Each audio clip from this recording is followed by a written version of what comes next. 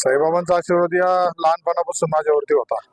त्यामुळंच आज विधानसभेसारख्या ठिकाणी एक मोठं देदीप्यमान असं यश आम्हाला मिळालं होतं.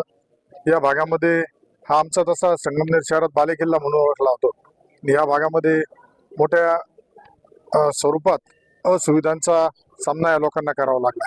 कारण यापूर्वी सुद्धा हे लोक नेहमी प्रवाहाच्या विरोधात राहून म्हणजे आमच्या विचाराच्या पक्षाबरोबर राहिल्यामुळं यापूर्वीच्या सत्ताधाऱ्यांनी यांना विविध विकास कामांपासून वंचित ठेवलं होतं.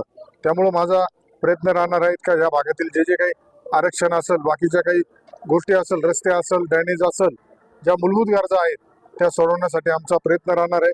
आज या प्रभागातील घर टू घर जाताना आमचे दोन्ही उमेदवार साक्षीताई सूर्यवंशी असेल, आमचा सागर भोईर असेल, यांच्यासह मी इथं आलो होतो.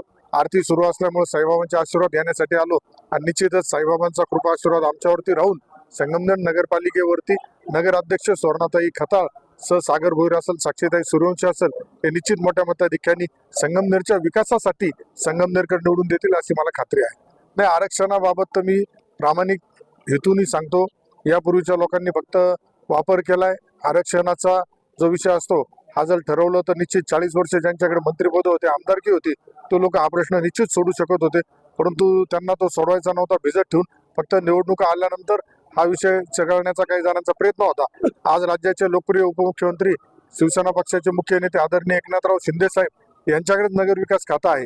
गृहनिर्माण खातं सुद्धा त्यांच्याकडेच आहे.